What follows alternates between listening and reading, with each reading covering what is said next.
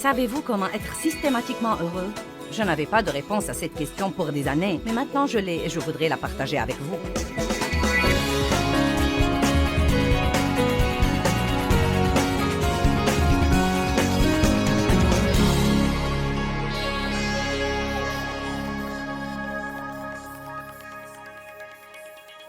Ce matin, je veux vous parler encore une fois de vivre sans frustration. Et je crois vraiment que l'essentiel se réduit à une question. Que voulons-nous sinon être heureux? Amen? N'est-ce pas vraiment ce que vous voulez?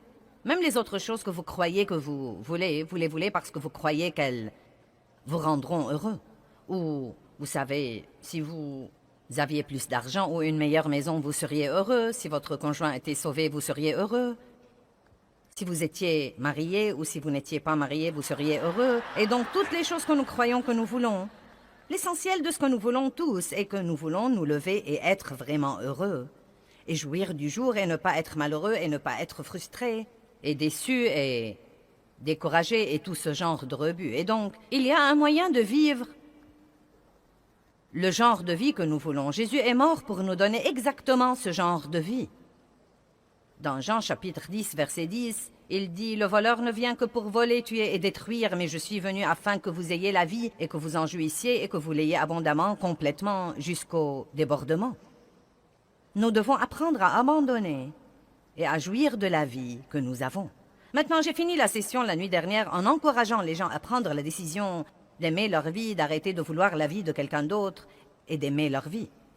Et donc, comme je vous parle ce matin d'abandonner, de vous décharger de vos soucis, de ne pas essayer de diriger votre vie, d'entrer dans le repos de Dieu, quelle que soit la terminologie dont vous voulez l'appeler, d'abandonner et d'apprendre à jouir de la vie. Je veux que vous appreniez à jouir de votre vie. Tant que vous n'accepterez pas votre vie et que vous n'arrêterez de vouloir la vie de quelqu'un d'autre, vous ne pourrez jamais jouir de votre vie. Et croyez-moi, ce n'est pas mieux ailleurs. Quel que soit ce que vous regardez et que vous croyez que vous le voulez, il va y avoir des défis qui viennent avec lui aussi. Mais allons à Jean chapitre 15. Nous allons étudier ensemble les merveilleuses choses que Jésus dit sur la manière dont nous pourrons finalement jouir de la vie. Nous allons regarder d'abord Jean 15, verset 11. C'est en fait... Ensuite, nous allons revenir au verset 1, mais... Jésus nous dit « Je vous ai dit ces choses pour que ma joie soit en vous et pour que votre joie soit complète et parfaite et abondante et débordante. » Que tout le monde dise « Jésus veut que je sois vraiment heureux. » Vous voyez, non pas un petit peu, mais vraiment heureux. Non, mais il dit « Je suis venu afin que vous ayez la vie et que vous l'ayez abondamment. » Cela veut dire le débordement. Plus que ce dont vous avez besoin pour vous débrouiller. Il dit « Je vous ai dit ces choses. » Et nous allons revenir dans une minute et découvrir quelles sont ces choses qu'il nous a dites. Pourquoi nous dit-il ce qu'il nous dit? Afin que ma joie soit en vous et que votre joie soit complète et parfaite et débordante. Je crois que si nous avons assez de joie, elle jaillira de nous et atteindra quelqu'un d'autre. Et ensuite, quelqu'un d'autre voudrait avoir ce que nous avons. Croyez-vous vraiment qu'un chrétien triste, un chrétien fâché, un chrétien déprimé, un chrétien découragé, un chrétien frustré ou un chrétien exaspéré sera un bon témoin pour inviter les gens à venir au royaume? Bien sûr que non. Nous devons incarner ce que veut le monde. Ils veulent être heureux. Ils veulent avoir la paix. Ils veulent se lever et ce n'est vraiment pas les choses qu'ils veulent. Ce qu'ils veulent vraiment, c'est d'être heureux. Et donc, si nous pouvons juste être heureux, nous serons un panneau d'affichage ambulant pour le christianisme, parce que si vous êtes stable et que vous vous y prenez dans la vie avec ce plaisir paisible, les gens vous demanderont ce que vous avez qui vous permet de vivre comme ça. Et la porte sera grande ouverte pour leur parler. Donc je crois que nous devons faire de la stabilité et de l'expression de joie, non pas un faux truc, mais une expression de vraie joie. Nous devons en faire une priorité dans nos vies. Il y a toujours quelque chose qui vous fera froncer les sourcils tous les jours, si c'est ce que vous voulez faire, mais ça ne va pas améliorer votre vie. Maintenant, quel que soit ce que vous croyez que vous voulez, ce que vous croyez qu'il vous rendra heureux, je ne veux pas vous décourager, mais ce n'est pas ce que vous voulez vraiment. C'est incroyable le temps que nous passons dans notre vie à poursuivre des mirages. Avez-vous jamais vu un film sur le désert? Vous savez, où un type est dans le désert et il meurt de faim et de soif et il croit qu'il voit une petite flaque d'eau au loin. Non, mais elle lui semble très réelle. Et il fonce vers cette flaque d'eau. Il saute au milieu d'elle et il découvre que c'est de la poussière. C'est juste un mirage. C'était quelque chose qui semblait être quelque chose qu'il n'était pas. Eh bien, je crois que beaucoup de choses que Satan nous fait miroiter ne sont que des mirages pour les personnes affamées et assoiffées. Et il nous amène à poursuivre tout le temps ces choses qui s'avèrent n'être rien, plutôt que de poursuivre la seule chose dont dit la Bible, qu'elle répond réellement à tous nos besoins. Donc, dans le verset 11, il nous dit « Je vous ai dit, versets 1 à 10, afin que vous ayez la joie. » Donc, nous devons revenir en arrière et voir ce qu'il a dit. Il commence « Je suis la vigne, mon père est le vigneron. Tout sarment en moi qui ne porte pas de fruits ou qui arrête de porter du fruit, il le coupe, le taille, l'enlève et il nettoie et émonde à plusieurs reprises tout sarment qui continue à porter du fruit, afin qu'il porte davantage de fruits plus riches et plus excellents. Il est donc évident que Dieu veut que nous soyons des gens qui portent du fruit. Il veut que nous portions non seulement un quelconque fruit, mais il veut que nous portions du fruit excellent. Et j'aime ce verset parce qu'il dit que vous serez émondés si vous ne portez pas de fruit. Et si vous portez du fruit, vous serez émondés pour porter un meilleur fruit. Donc j'ai compris que vous êtes émondés si vous portez ou si vous ne portez pas. Donc vous feriez aussi bien de laisser Dieu faire à son idée. Amen. Et l'émondage n'est pas une chose agréable. J'aurais dû avoir mes cisailles ici pour que vous compreniez, mais cela veut dire couper les parties mortes et inutiles. Et donc Dieu travaille toujours dans nos vies. Il coupe les trucs morts et inutiles qui nous vident complètement de la vraie vie. Si vous voulez un jour émonder un arbre, vous coupez les trucs qui sont morts, ou bien vous coupez les trucs qui sont fanés ou flétris, ou bien vous coupez les trucs inutiles, et parfois ces trucs inutiles sont des trucs mignons. Je me rappelle un arbre que nous avions dans notre jardin et qui était ravissant. Mais chaque année, nous avions au bas du tronc de cet arbre toutes ces petites choses qui poussaient et qui ressemblaient à de petits arbres. Et elles étaient très mignonnes. Elles étaient très mignonnes, de petites branches mignonnes qui sortaient du tronc de l'arbre. Mais quand quelqu'un venait émonder nos arbres, il coupait toujours ces petites choses mignonnes parce qu'ils étaient en réalité des branches parasites.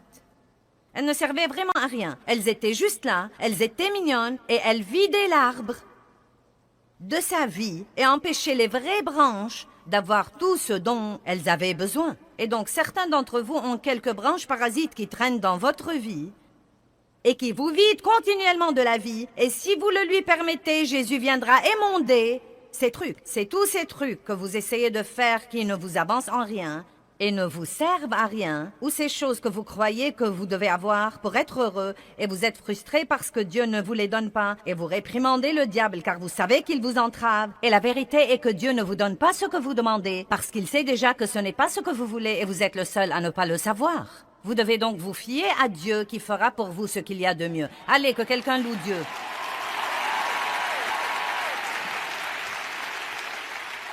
Puis il continue et il dit... Le mot « demeurer », il dit « si vous demeurez en moi », ce qui veut dire vivre, habiter et rester. Maintenant, vous ne demeurez pas en Dieu si vous passez 45 minutes à l'église le dimanche matin et que vous ne pensez pas à lui le restant de la semaine. Maintenant, la plupart de vous ici aujourd'hui ne sont évidemment pas comme ça parce que c'est vendredi matin et vous avez pris un congé de travail pour venir ici. Mais nous avons vraiment des millions de gens qui nous regardent à la télé, qui se sont probablement mis à l'écoute par hasard. Et peut-être que quelque chose, ma voix, m'est très particulier, le fait que je sois une femme, la chemise rouge et le col blanc, je ne sais pas. Quelque chose vous a amené à vous arrêter et à regarder pour une minute. Et peut-être que vous n'allez pas à l'église, et peut-être que vous êtes chrétien, et peut-être pas. Et peut-être que si vous allez à l'église, vous y allez le dimanche et vous redoutez d'y aller et vous avez hâte que ça se termine. Eh bien, croyez-moi, ce n'est pas une relation de demeurer en Dieu. Jésus n'est pas mort pour que nous ayons une religion. Il est mort pour que nous ayons une relation profonde, intime, personnelle avec Dieu, par lui. Amen. Donc, vous devez soit vous mettre à cette relation à 100% sans réserve et vivre la vie que Dieu veut que vous viviez, soit vous privez de toutes sortes de victoires, car la tiédeur ne glorifie pas Dieu. Amen. Et donc demeurez, Jésus dit, si vous demeurez en moi et que mes paroles demeurent en vous, demandez ce que vous voudrez et cela vous sera accordé. Quelle belle promesse! Si vous demeurez en moi et que mes paroles demeurent en vous, demandez ce que vous voudrez et cela vous sera accordé. Mais demeurer, ce n'est pas aller à Dieu quand vous êtes désespéré. Ce n'est pas aller de temps en temps à l'église pour passer vos 45 minutes et vous réjouir quand ça se termine. Ce n'est même pas regarder Joyce Meyer à la télé de temps en temps ou un autre pasteur que vous croyez que vous aimez. C'est vivre, habiter, rester avec lui à tout moment. Maintenant, la Bible dit que si nous demeurons dans la vigne, nous porterons beaucoup de fruits. Beaucoup de fruits. Maintenant, voilà une illustration que Dieu m'avait donnée il y a longtemps. Et vous savez, nous l'avons un peu embellie pour vous, mais à l'époque où je l'ai d'abord faite, je suis allée chercher quelques branches. Et si vous allez couper la branche d'un arbre quelconque, la vie pour les branches qui est nous vient de la vigne ou du tronc. Et tout ce que la branche doit vraiment faire, c'est de s'accrocher là, et la vigne lui fournit tout le reste. Elle s'accroche là et reçoit. Merci Jésus. Alléluia. Dieu aide-moi. Fortifie-moi Seigneur. Rends-moi gentil. Maintenant vous savez que ce soit un pommier ou un oranger, par exemple. Vous voyez, les chrétiens essayent toujours d'être gentils. Nous sommes... Oh, je faisais de gros efforts pour être gentil. J'essayais de laisser ma bouche fermée. J'essayais d'être gentil. Eh bien, avez-vous jamais vu un pommier ou un oranger dire « Je suis un oranger !» Non. Comment saurez-vous que c'est un oranger en voyant les oranges? Comment saurons-nous que nous sommes chrétiens en voyant le fruit? Et comment allons-nous porter du fruit en demeurant dans la vigne?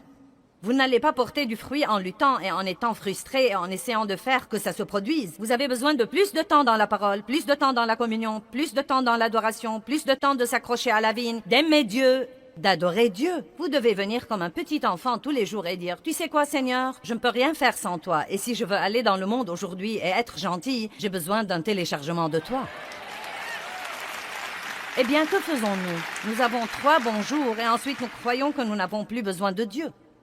Donc, tout est cool, c'est du gâteau. J'ai mis le doigt dessus, je l'ai fait souligner dans ma Bible, coloré en 3 couleurs, des étoiles et des rayures tout autour. Très bien, je connais ce verset. Vous ne croyez donc pas que vous devez passer du temps avec Dieu? Eh bien, chaque jour où la branche est loin de la vigne, vous savez, le premier jour, ça va, pas de problème. Vous avez bonne mine. Ouh! Le 2e jour, personne ne peut dire, vous avez toujours bonne mine. Le 3e jour, vous êtes un peu fané ici, mais... Vous savez, ce n'est toujours pas trop mauvais. Ensuite, nous devenons un peu croquants sur les bords. Vous voyez?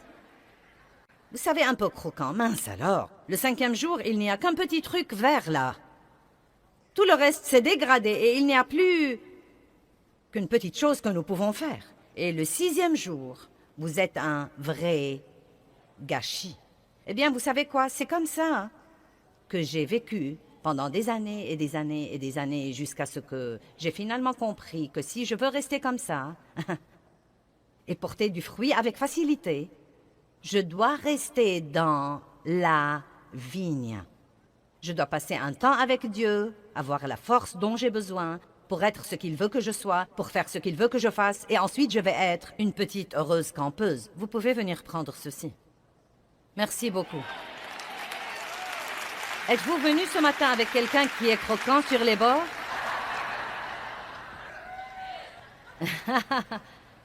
Cet homme là-bas a des ennuis. Il a dit oui et il a montré sa femme du doigt. Oh, c'est lui! elle est venue avec lui. Eh bien, Dieu merci pour votre franchise. Mais si vous demeurez en lui, vous porterez beaucoup de fruits. Si vous demeurez en lui, vous pourrez avoir la joie. Tout commence par lui. Maintenant, Romains 11, 17. Allons là. Peut-être que vous devez abandonner certaines de ces petites branches parasites dans votre vie qui vous volent votre temps, qui vous empêchent d'avoir le temps que vous devez passer avec Dieu. Amen. Qui peut penser à quelque chose en ce moment dont vous pouvez dire « Oui, c'est une branche parasite dans ma vie ». Romains 11, 17 nous dit quelque chose sur un petit processus qui s'appelle la greffe.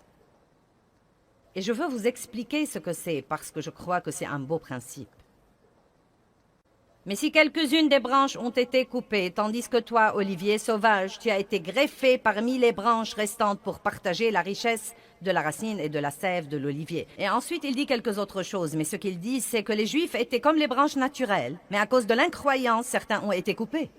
Et ensuite, Dieu a pris les païens et il les a greffés pour qu'ils puissent partager la richesse et la sève de l'olivier. Il y a en fait un processus qui s'appelle la greffe.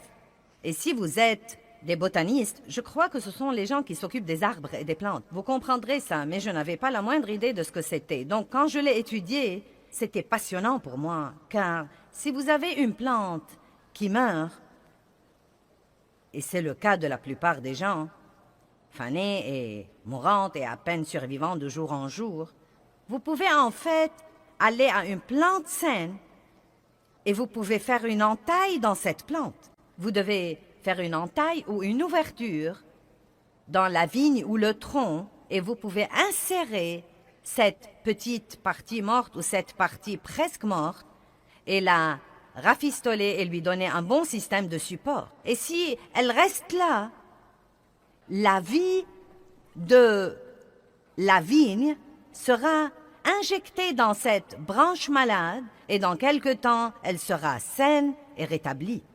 Maintenant, la raison pour laquelle j'étais excitée est que la Bible dit dans Ésaïe 53 que Jésus a été blessé pour nos péchés.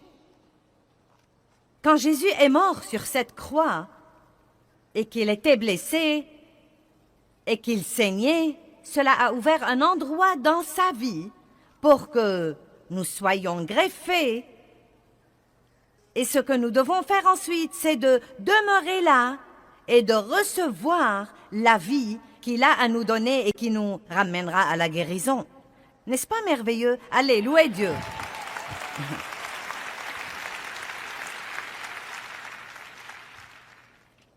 Je veux donc m'arrêter là pour un instant avant de parler d'autre chose aujourd'hui. Je veux vous dire que la première chose que vous devez faire comme nouveau croyant, quand vous avez été greffé dans cette vigne et que vous êtes un nouveau croyant et que vous venez comme une branche malade et que vous avez tous ces problèmes, tous ces complexes, vous avez été maltraité dans le monde, vous avez été gâché, vous avez fait beaucoup de choses mauvaises, beaucoup de mauvaises choses vous sont arrivées, vous avez de mauvaises idées maintenant, beaucoup de mauvaises attitudes, vous avez besoin de beaucoup de guérison. Et Dieu nous offre la guérison. Et je crois qu'une des erreurs que fait le christianisme en général et les enseignants chrétiens et les leaders chrétiens et les leaders dans l'Église, c'est que les gens viennent à l'Église et tout de suite nous voulons leur donner quelque chose à faire. Nous voulons leur donner toutes ces directives et cette réglementation sur la manière dont ils devraient se corriger et nous croyons qu'il est important de les brancher quelque part et leur faire participer au service. Et croyez-moi, je comprends tout ça et je crois qu'il y a un lieu de le faire, mais je vais vous dire ce qui manque beaucoup de fois. Les gens ne prennent jamais le temps dont ils ont besoin pour la guérison dans leur vie. Et ensuite, nous nous retrouvons à l'église avec un tas de guérisseurs blessés, une bande de gens qui vont ça et là et essayent d'aider les autres, mais qui n'ont jamais pris le temps de s'aider eux-mêmes.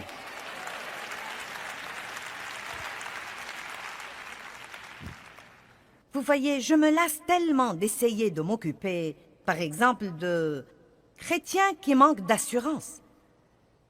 Essayez de travailler avec des gens dans le monde des chrétiens qui sont susceptibles et facilement offensés et blessés à tout bout de champ. Et si vous faites un petit commentaire qui les blesse et qui ne leur plaît pas, il se fâche pour 3 ou 4 semaines. Vous savez quoi? Vous savez, c'est le résultat de quoi? C'est le résultat de quelqu'un qui n'a jamais pris le temps d'être guéri lui-même de l'intérieur, et maintenant il est dans le corps de Christ et il essaye de fonctionner et d'avoir un ministère et de faire ceci et cela. Et il devient vraiment un problème parce que il n'a jamais pris le temps de décharger ses propres problèmes.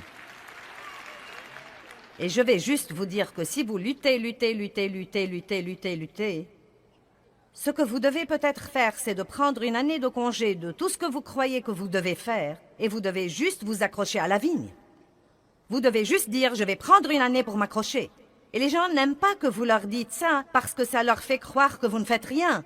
Mais dites juste, tout ce que je fais fait empirer ma situation de toute façon, et donc excusez-moi, je vais prendre une année pour m'accrocher à la vigne, parce que je n'ai rien à donner avant de me guérir et de me rétablir de l'intérieur. Amen. Le tout premier public, et je veux dire par public que j'ai donné des études de Bible à la maison pour quelques années, mais le tout premier message public dans ma vie que j'ai donné en chair, j'étais toute excitée. J'avais commencé un ministère de femmes dans une église à laquelle j'avais commencé à aller dans ma ville. Et j'ai senti que ça allait être le commencement de quelque chose que Dieu pourrait vraiment utiliser et de quelque chose de grand. Et j'ai prié pour savoir ce que je devais prêcher dans ce premier enseignement ce jour-là. Et Dieu m'a dit, je veux que tu dises à mon peuple que je les aime. Et le premier livre que j'avais écrit était un livre intitulé « Dites-leur que je les aime ». Quand Dieu m'a dit qu'il voulait que j'aille là pour mon premier grand début public comme étant la femme de l'heure, cela m'a plutôt exaspéré que Dieu veuille que j'aille dire aux gens qu'il les aimait. Je me disais, eh bien, tu sais, c'est une leçon d'école du dimanche. Je ne veux pas juste aller leur dire que tu les aimes. Donne-moi quelque chose de substantiel. Donne-moi quelque chose de riche. Je veux quelque chose de substantiel et riche, une révélation à télécharger aux gens. Et il m'a dit simplement dans mon cœur, non, les gens ne savent pas que je les aime. S'ils le savaient, ils auraient agi différemment. Pourquoi est-ce que nous manquons d'assurance? Parce que nous n'avons pas de révélation sur l'amour de Dieu pour nous. Nous ne comprenons pas la justice, nous ne comprenons pas qui nous sommes en Christ. Donc nous laissons ce que nous disent les autres nous dicter notre valeur, et c'est parce que nous n'avons jamais pris le temps de nous immerger dans la parole de Dieu assez longtemps pour laisser ce que nous lisons passer de notre tête à notre cœur et devenir pour nous une révélation qui changera nos vies. Je suis là pour vous dire aujourd'hui que vous ne devez pas mener une vie pleine de crainte. Vous ne devez pas mener votre vie en vous souciant excessivement de ce que pensent les autres. Vous ne devez pas passer une mauvaise semaine parce que quelqu'un n'a pas aimé votre coiffure. Vous ne devez pas déprimer parce que quelqu'un ne vous a pas apprécié ou ne vous a pas remercié. Vous ne devez même pas passer une mauvaise semaine parce que vous vous êtes levé après avoir projeté d'être saint et vous avez tout raté après votre sortie du lit. Si vous savez que vous êtes en Christ et si vous comprenez l'amour inconditionnel de Dieu, non mais vous l'avez. Je ne veux pas dire que c'était un petit enseignement que vous avez écouté, mais vous l'avez. Il est certainement au-dedans de vous. Vous êtes enraciné et fondé dans l'amour de Dieu. Non mais personne ne peut vous l'enlever. Vous devenez une personne différente.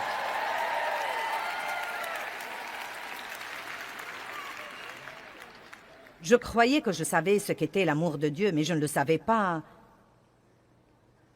Et donc, toute cette première année de mon ministère, j'ai consacré mon temps d'études personnelles privées à l'étude de l'amour de Dieu pour moi.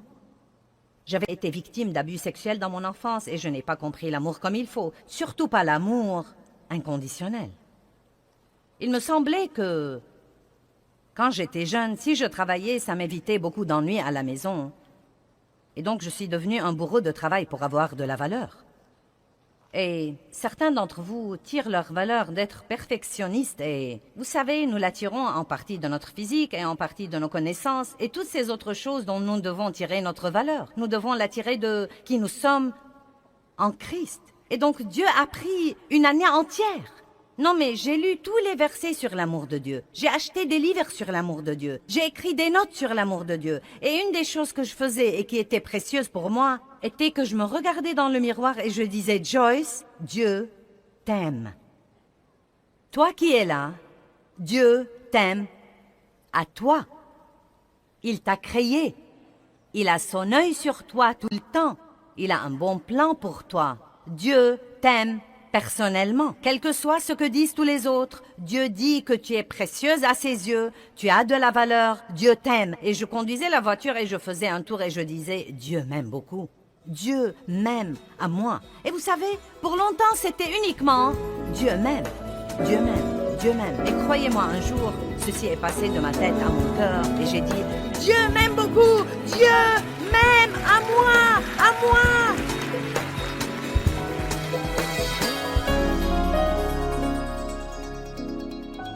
Eh bien, je veux personnellement vous encourager à être heureux de qui vous êtes. Comprenez que Dieu a fait de vous quelqu'un de spécial et célébrez-vous.